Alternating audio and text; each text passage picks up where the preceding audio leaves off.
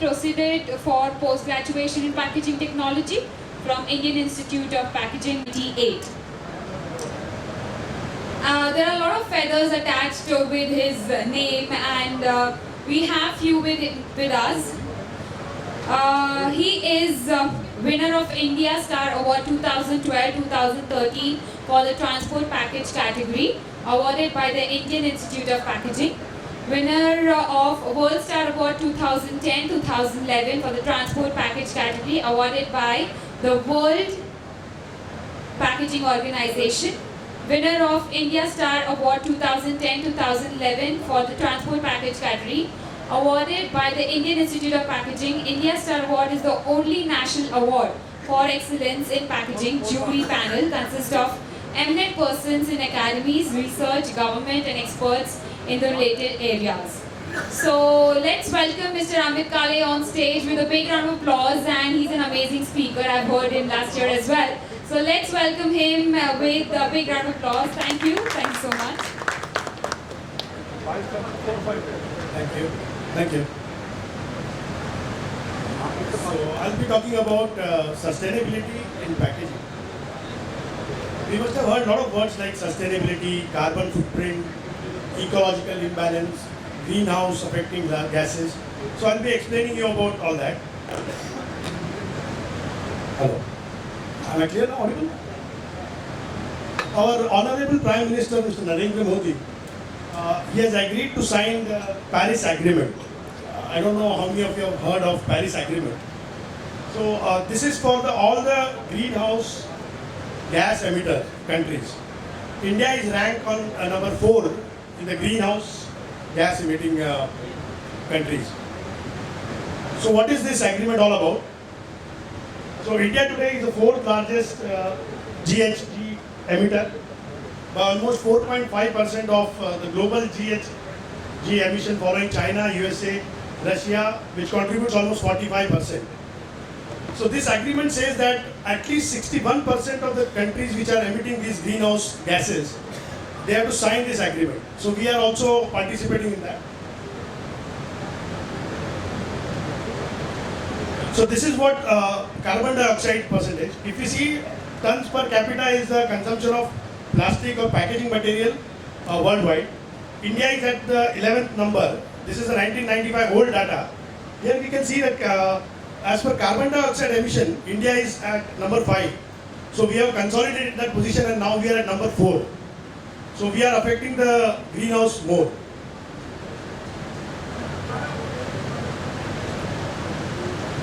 This is how the greenhouse gas composition is all about. If you see, power stations are contributing 21.3% of the total greenhouse gas that is emitted, followed by industrial process, agricultural product, transportation fuel, fossil fuels, land use and biomass, waste disposal and others. If you see what are the greenhouse gas effectors, these are carbon dioxide. If you see here, 72% is the total carbon dioxide. Methane is around 8%, 18%, and nitrous oxide is 9%. What is the carbon footprint? Carbon footprint is the total set of GHG, that is greenhouse gas emission caused directly and indirectly by an individual, organization, event or product. Which means everyone here in this room and in this podium, they are also having their own footprints, carbon footprints. So we are continuously having oxygen and emitting carbon dioxide. So we are also contributing to greenhouse gases. So how do we curtail this greenhouse gas emission? The best method is a green supply chain. What is a green supply chain? Green supply chain is starts right from manufacturing of packaging material to its usage, then on the shelf, right up to the disposal. So that is how we can control the greenhouse supply chain. So sustainable development stands for meeting the needs of the present generation without jeopardizing the ability of future generation to meet their own needs. That is, we have to save this environment for the tomorrow, for the next generation. So if we go by the rate at which we are going today, I don't think our 10th generation from today will have great difficulty fighting with the environment. So the main cause of concern then will not be packaging, manufacturing, or the bottom line, it will be the environment. So it is our responsibility today that 10th generation down the line, they are able to enjoy the environment like what we are doing today. Per capita consumption of packaging in India has reached 8.3 kg. We just saw a slide, 1995, we were at around 900 grams. And today it is 8.3 kg per person per annum, and it's growing every day. So we are also packing a lot of products nowadays.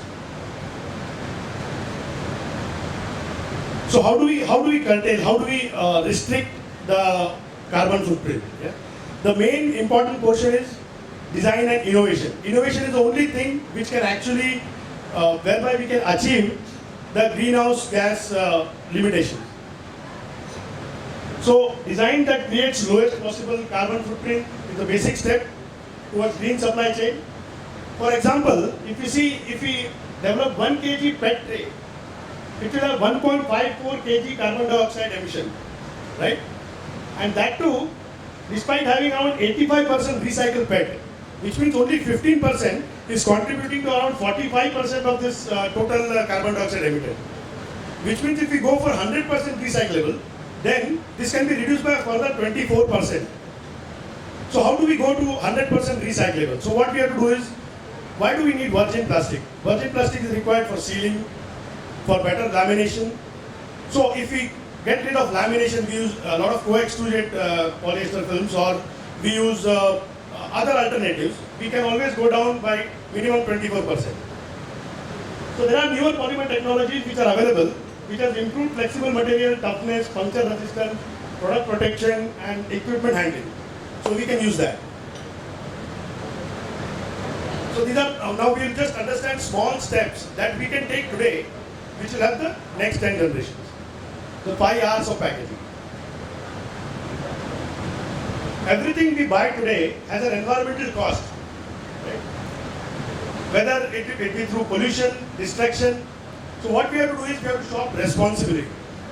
We have to give the message to the brand owners what exactly we want to see on the shelf. It is our responsibility as a consumer to ensure that we buy products which are eco-friendly or packaging which is eco-friendly. Environmentally conscious consumers are sure to notice brand that makes their commitment to the environment and socially responsibility clear on their packaging. That is, we have to make environment our salesman. If our environment is our salesman, then we can sustain tomorrow. Our brand, our product can sustain tomorrow. And what do we do? As a brand owner, what do we do to educate the consumer? What we have to do is we have to have labels which gives exact information how the packaging will be recycled. There are a lot of products which can be recycled today. For example, milk pouches are fully recyclable. But how many of you actually put that milk pouches to recycling?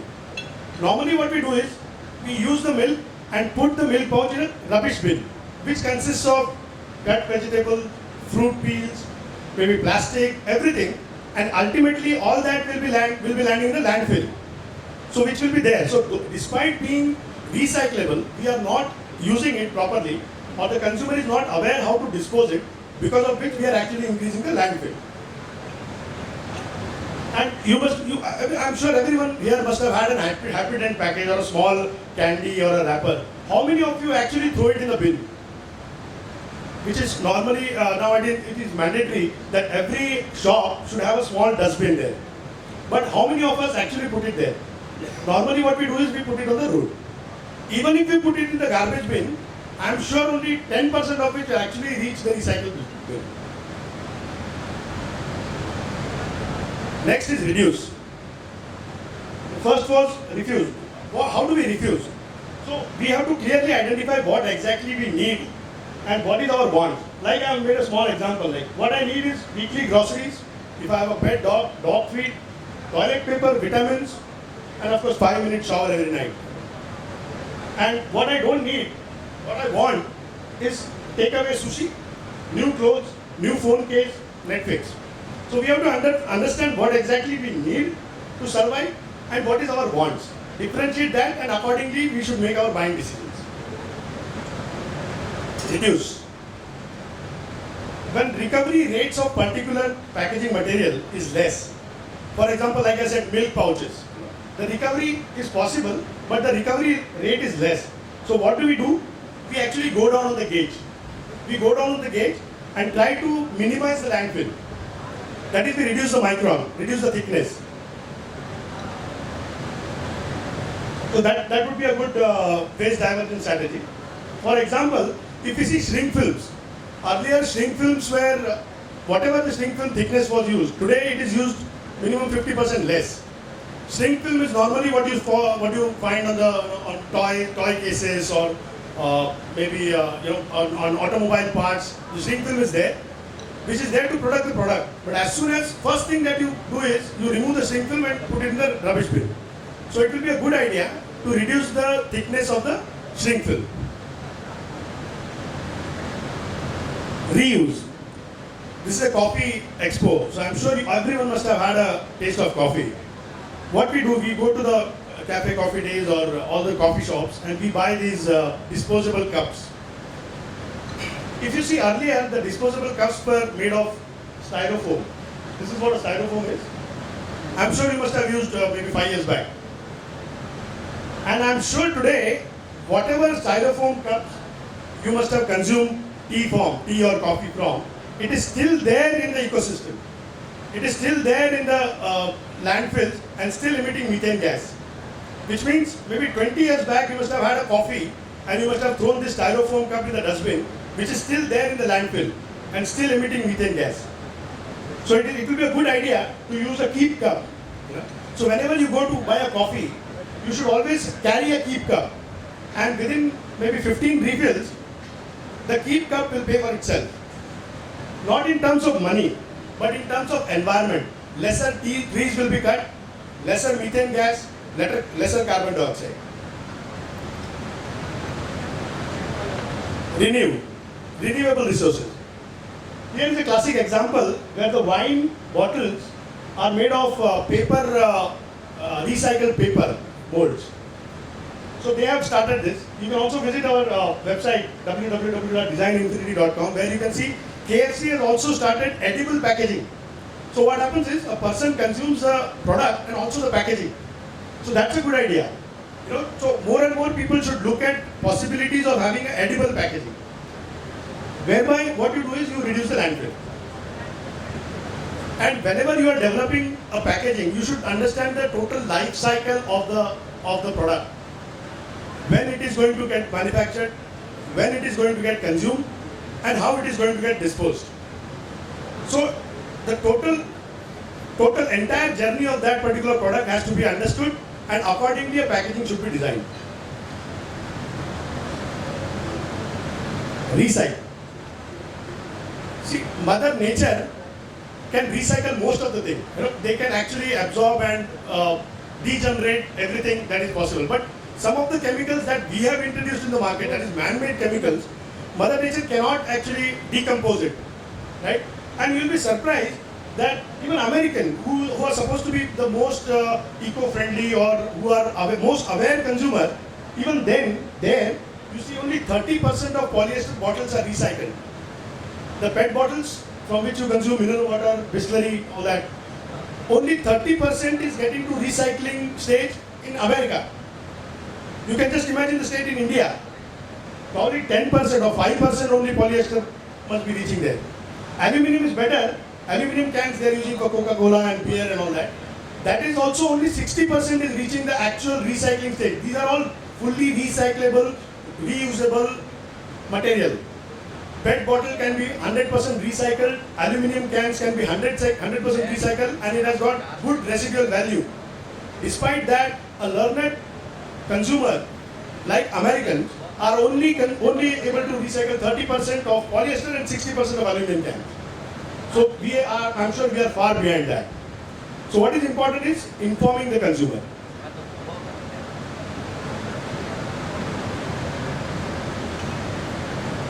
So way ahead is we have to understand what exactly our consumer needs are.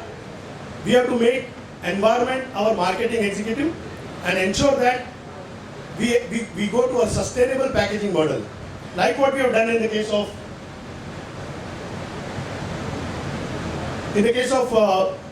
Nirmalya. Normally everyone celebrates Dashera, Diwali, lot of flowers are used. Earlier what we used to do with the flowers? The tradition used to say that you have to dispose it off in the water. But whatever is growing on the land should be disposed in the land. Whatever is growing in sea should be disposed in sea. You cannot mix. You cannot put Nirmalya in sea, because what will happen is it will not get decomposed properly. So now people have realized, I think at least 50% of you must be throwing this Nirmalya cans which are available near the sea bodies. At least 50% of us. And now after signing the Paris climatic agreement, I think it will be mandatory for all the brand owners to ensure that they use a sustainable model. They put to use all these five the R's, and they ensure that the consumer gets only eco-friendly packaging. Yeah? Thank you very much. Any questions? One question right over back. Well, you are smiling a lot, and I'm sure you must be having a lot of questions. No, I'm really big on this eco-friendly, and also, especially the products that we do, which is tea and herbal, we're all heading towards the natural, herbal, organic and whatnot. And kind of is redundant that the packaging is plastic. Especially India is still not really revolutionized to that, but in the West, especially in Europe, there's a huge demand for eco-friendly packaging with recycled paper and whatnot. So I totally see that our trend should be moving to get away from plastic completely, because we see more. I think the most important thing is having biodegradables. Now with edible packaging, I don't know, like even though the packaging is edible, it could be sitting here. I don't know if I want to eat it because I don't know what's been around it. You know what I mean? So, Even if they don't eat it, at least it will be degenerated. Biodegradable. It is biodegradable. It will be put to good use. that's right. I think the biggest issue with why plastic is more prevalent out of just not the convenience, but from the manufacturer's standpoint, is that the cost is lower. So comparatively, other packaging materials that are non-plastic and biodegradable, which are lower in cost and more easier to recycle. I agree with you. Today, most of the eco-friendly packaging is expensive, but that's where I say, it has to be both ways. Even the consumer as well as the brand owners.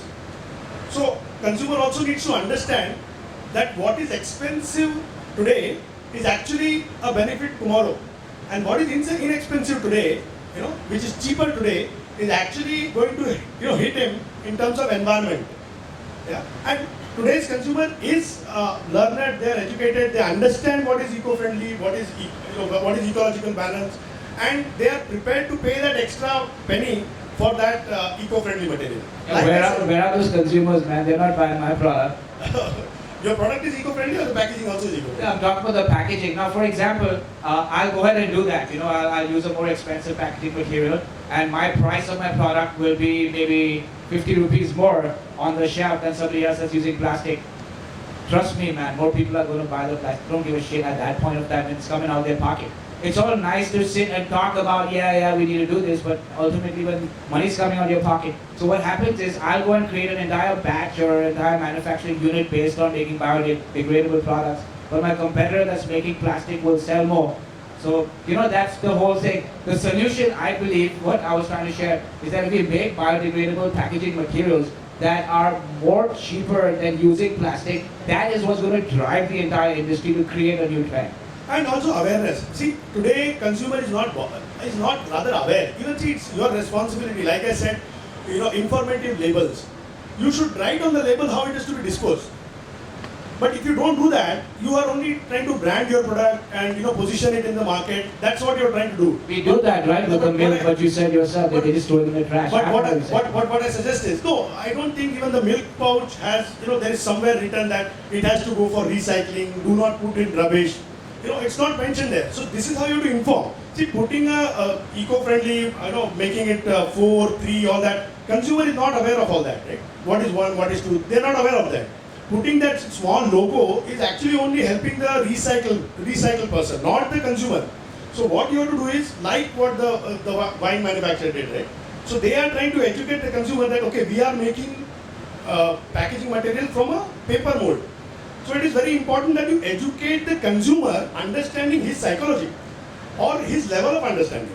He might not be technically qualified to understand the small green logo and a 4, right?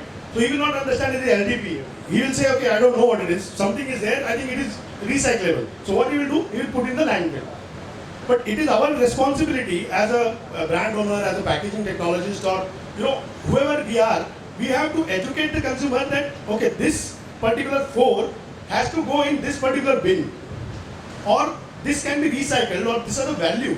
An aluminium can, I have never seen anywhere on that, it is written that you have to put in a special bin because this has value, this can be, you can actually sell it and get some money back. Nowhere it is mentioned. So we have to mention that on our packaging. With all due respect to what you're saying, I agree with you completely. And this awareness is actually making a huge difference in my product was the European market, and there's a huge demand for like biodegradable products, and they're paying the extra price. But I'm talking about like the Indian market. In spite of awareness has to come from different levels.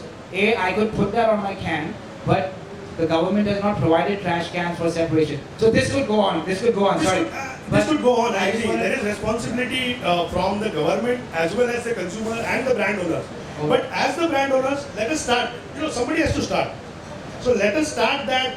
Take that initiative and start putting it on the label. Is there any harm? Is it going to cost you anything? Really? No. Then just put that on the label. Dear consumer, please put this in particular bin.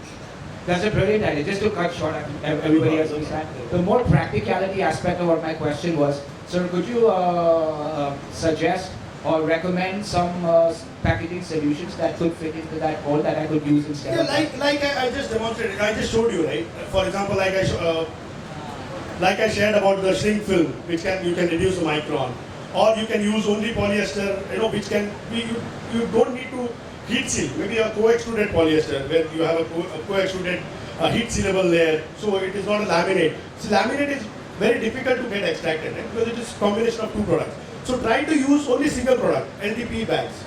Possible, it can be sealable, use that. Polyester, if you want to use PET, then PET co-extruded with a heat sealable PET or EVOH coated, right? PET. No, they are. They are not biodegradable, but at least they are fully recyclable. So at least if it is found, even if 30% of it is found, it can be recycled. Otherwise, 100% of it will be remaining there and emit all these greenhouse gases. So that's the idea. See, at least we should start somewhere, right? So at least we should recycle something which is coming out of packaging. And I'll tell you, all these packaging materials are biodegradable, but they are going to take a lot of time. So it will be there in the ecosystem for thousands of years. I don't think the earth will survive for those many years if we go on filling the land with all this packaging material. So it is time for us to understand this and educate the consumer, educate the brand owner, educate the government and the society in the whole, so that all of us at least move toward that direction of eco-friendly, saving the environment. At least we should do that. Take the first step towards it. Sir, don't you feel that when the advertisements are made for any product, should also have an advertisement continuously in the end of that, how to dispose that material? Like I said, you should make environment your salesman. You should make the environment as your salesman, and even like rightly pointed out by sir, yes, you should have the advertisement also saying, like KFC is doing, edible packaging. That is what we are doing, right? Edible packaging. So they are also advertising, and I'm sure people, when they start using all these eco-friendly packaging or renewable resources, sustainable packaging, then they will also need to advertise how to dispose it of. Yes. Sir, when you said about co-extrusion and the lamination, when it is co-extruded, how to separate the two layers? Like I said, co-extrusion in case of polyester, where the other layer is also polyester. It is not LDPE or any other nylon or something like that. Okay. Both the layers are from the same chemical. So what happens is, you can extract it better. One is sealable, another is not. Yeah. One is sealable, another is not sealable. Thank you. Anyone else? So everyone is interested in environment. So I'm happy. So when we look at packaging will help protect my product, right? Yeah. It helps to also extend the So, shelf by life. the definition, it says the art of presenting and science of preventing it from damage. Yes, protecting it, improving the shelf life also. Yes, yes. So in that case, plastic aluminum foil plays very important role because it's light moisture barrier. So anything that can actually replace that and be close to it, because plastic and aluminum foil becomes mandatory to protect my product and give it a better shelf life. So what can be done Yeah, about like it? I said, when you are developing a packaging, you should take the entire life cycle approach. So you have to understand when it is going to get consumed. Like milk. If you want to store milk for 180 days, you have got these laminates, right, which has aluminium inside. But most of the milk pouches are LDP. So they have understood, okay, if it is going to get consumed in a day, let us use LDP. If it is going to take 180 days for it to consume, then we should put aluminium. Right? So, and again, if you have to use a non-biodegradable or a slow degradable packaging material, then the focus should be to reducing the grammage. You reduce the grammage and slowly you try to optimize the packaging. You should use only that much which is required for the life it is needed to be survived for. Like for example, there is absolutely no point having a milk pouch survive for maybe 3 years. Nobody is going to consume milk after 3 years. So it has to be optimum. So that is where your focus should be. See, there are two ways of doing this. Only just by reducing packaging material is also not going to help. Because what happens is, like what they did in our normally groceries, from 6 micron, earlier we were using 6 micron bags. From that they have made it 24 microns. So actually they have increased the thickness. Why? Because in India there are a lot of rag pickers. So what you do is when you throw a plastic bag on the road, the rag picker tends to pick it up. But if it is 6 micron bag, for reaching 24, it has to at least take 4 bags he has to collect to reach 24 micron. So he will rather not pick it up. He will try to pick products which are less in quantity and will give him more value. Like aluminum can, he is sure to pick it up. But 6 micron bag he will not pick it up. So as a packaging technologist, what you have to see is you have to see where exactly this entire life cycle, how it is going to start and how it is going to end. So if it is starting from manufacturing, where it is going to get consumed, how it is going to get disposed of. Right? For example, if you are talking about chewing gums or confectionaries, which I spoke about, 90% of the time the packaging material is going to go on the road. Because even if I buy it from a grocery shop, I may not consume it there. So I may just take it, sit in an auto rickshaw or in my car and just eat the chocolate and throw the laminate away. Right? So there what you have to do is you have to understand nobody is going to pick that small pack. Nobody is going to pick it up. So there it will be a good idea to reduce the micron. Reduce the thickness of the packaging. But if it is a case of, say, for example, aluminium cans. So aluminium can, even if you make it heavier, then the chances are that the rag picker will pick it up. If you make it lighter, he will not pick it up because he will lose interest. Because why should he pick? He is not going to get money out of it. He is not doing it for environment. He is doing it for his own sake. So he will try to pick up bigger packages which will yield him more money. So that is how you have to create a balance. I hope I have not confused you. Yeah. In the pharma industry, we are more worried about the stability of the product. Worried about the Stability of the product. stability of the product. Because particularly enzymes and all that, we take number of units. So the particular stability we are worried, like it is eco-friendly, can you able to maintain the stability of the product? Definitely. See, for that matter, not only pharma, but anything. Even if you consider a food product, the stability is very important. Like, for example, if you are buying a chips, if they are soggy, they are not stable, and we will not eat it, right? We will not look at the brand ever. So it's not only about pharma or about food or about any automobile even for that matter. Anything, any consumer or anything that is packed is about stability. So when it comes to pharma, yes, what you have to see is, like I told her, the complete cycle of that particular product. If it's a over-the-counter OTC drug, which is it's sold every day, it doesn't need a prescription, so it doesn't need a better shelf life also. Maybe the chances are that your product is going to get consumed in a month. So the packaging design should be for the month only. So you have to understand that you should not overpack it. Like normal tendency, what happens is there are few drugs which are life-saving drugs and which requires a shelf life of maybe 6 months. But the normal tendency of a packaging guy is he will not look at whether it is 6 months or 10 days or 15 days. what they will do is they will standardize the packaging. And they will do similar packaging for something which is required after 6 months and something which is required tomorrow. So here, not only the artwork, that is the aesthetic appeal, not only the stability of the product and the shelf life, but also environment should be the focus area at the time of development of the packaging. And only then you can develop a product or a packaging which is eco-friendly. Because have you seen a product which is aesthetically poor?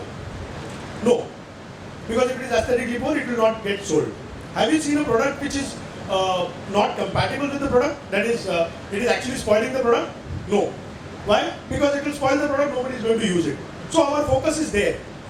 But we have to understand, if our package is going to lie there and emit methane and carbon dioxide for another 100 years, then our focus should also be there. And I'm sure we can develop something which is eco-friendly or environment friendly. Today the focus is missing. We are not focusing. We are focusing on aesthetic. It should look good, so it should be sold. It should be stable. It should protect the product. So these are our only priorities: protection and presentation.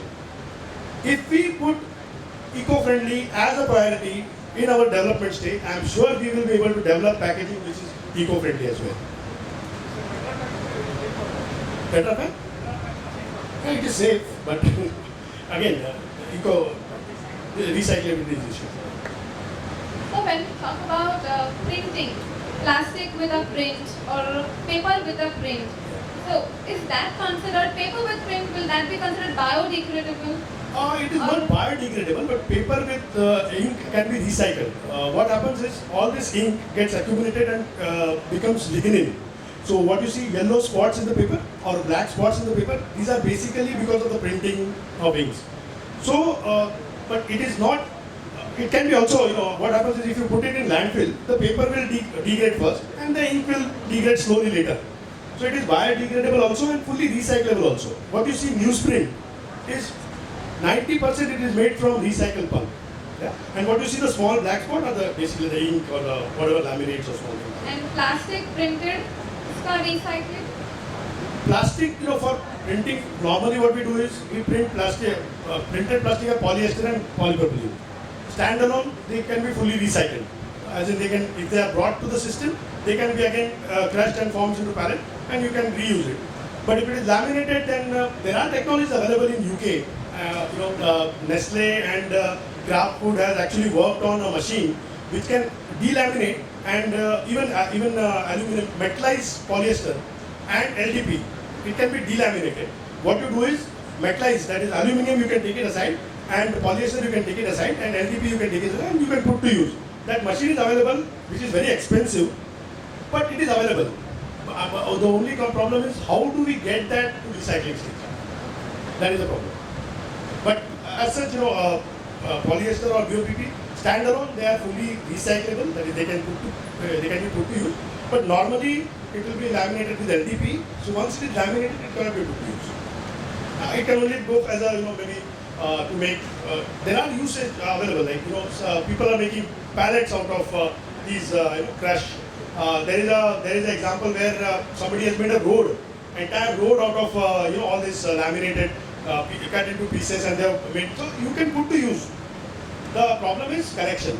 But yes, there are methods which people have taken initiative and developed and they are putting it to use.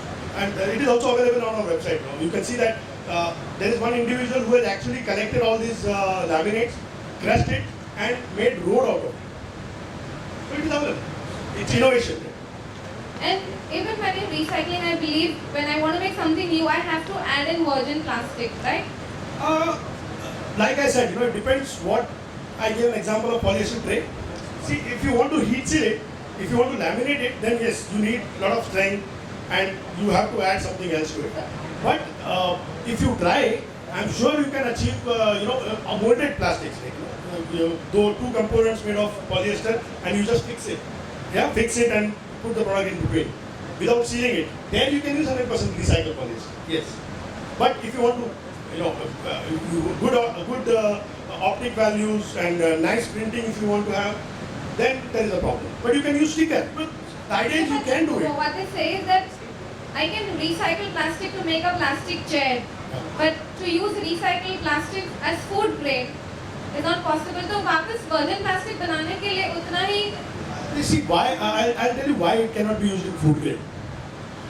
Because normally, where do you find all this plastic which goes to the recycling area? Where do you find it? Normally, it is on the road. Yeah? Because we are not responsible enough to give it back in a proper manner. We are just throwing it. Some ragpicker is picking it up, and so it becomes dirty. So there are chances that micro bodies can enter into it. But if you see the process of recycling at that temperature, I am sure nothing can survive. But still, there is a small chance of something getting some microorganisms surviving that temperature and being there. So that is why they say use virgin, because there it is directly coming from the petroleum, so there is no chance of contamination. But recycle it is not used because mainly for the contamination, because chemical is same. Chemical doesn't change, right? Polyester doesn't become polypropylene. It will remain polyester only. Only thing is there can be contamination, which is very hard to remove. So you cannot use it for. People are not using it for. it's mainly the ink. The ink. Again, but ink also, yes. Ink also will be there. But polyester, if it is printed polyester, then yes. But if it is a polyester bottle, then there won't be any ink. So you don't know from where you are recycling it. And as I told you, if there is ink on polyester, it will be 100% laminated as well. Sorry? Use a recycled plastic, it will come in direct contact with the food products. Yeah, but as I said, if polyester is printed, it will be laminated as well. Polyester lamination is no problem. Even POPP. That is, these are the two packaging materials which are printed. Most of the packaging materials, these two, right? These two are the most printed packaging material, and most of it is laminated. Very few I know that they have surface printing on, but most of it is laminated, and these products do not reach the recycling stage. No. What reaches the recycling is the bottles, the plastic bottles without the caps. Thank you, sir. Thank you. Any other one? Thank you. Thank you.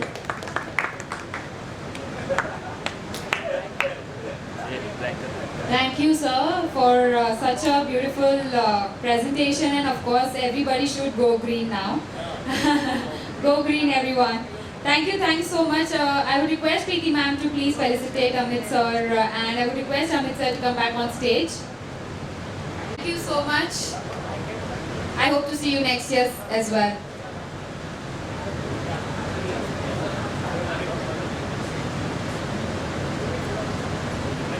All right, here. Thank you so much.